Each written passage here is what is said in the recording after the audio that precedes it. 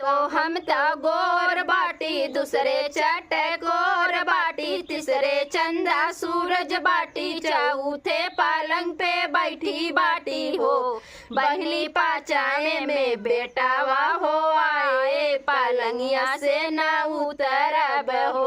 बहनी पाचावे में बेटावा हो, आए पलंगिया से न उतरब हो।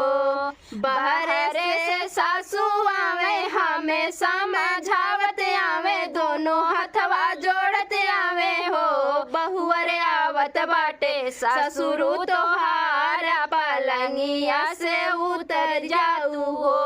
बहुअर आवत बाटे ससुरु तोहारा, पलंगिया से उतर जाऊ हो। एक तो हम त गोर बाटी, दूसरे चटकोर बाटी, तीसरे चंदा सूरज बाटी, चौथे पलंग पे बैठी बाटी हो। बहनी पचाए में बेटावा हो, आए पलंगिया से न उतरब हो। बहनी पचाए में बेटावा हो, आए पलंगिया से न उतरब हो। तो हम तो गोर बाटी, दूसरे चटकोर बाटी, तीसरे चंदा सूरज बाटी, चौथे पलंग पे बैठी बाटी हो। बहनी पचाए में बेटावा हो, आए पलंगिया से न उतरब हो। बहनी पचाए में बेटावा हो, आए पलंगिया से न उतरब हो।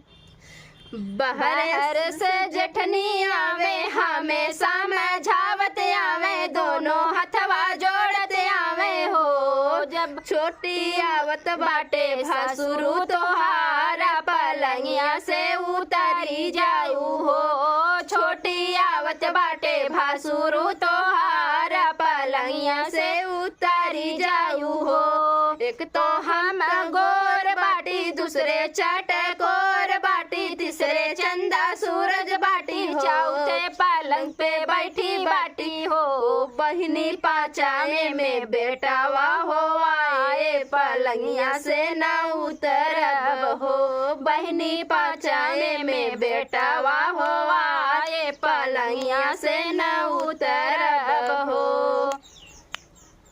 बाहर से ननदी आवे हमें समझावत आवे, दोनों हथवा जोड़त आवे हो। भाभी आवत बाटे ननदोई तोहारा, पलंगिया से उतारी जाऊ हो। भौजी आवत बाटे ननदोई तोहारा, पलंगिया से उतारी जाऊ हो। एक तो हम त गोर बाटी, दूसरे चटकोर बाटी, तीसरे चंदा सूरज बाटी, चौथे पलंग पे बैठी बाटी हो। बहनी पाचाए में बेटावा हो, आए पलंगिया से न उतरब हो। बहनी पाचाए में बेटावा हो, आए पलंगिया से न उतरब हो। तो गाइस, मेरा सोहर का उठान गीत कैसा लगा आप लोग कमेंट करके ज़रूर बताना। एक मेरे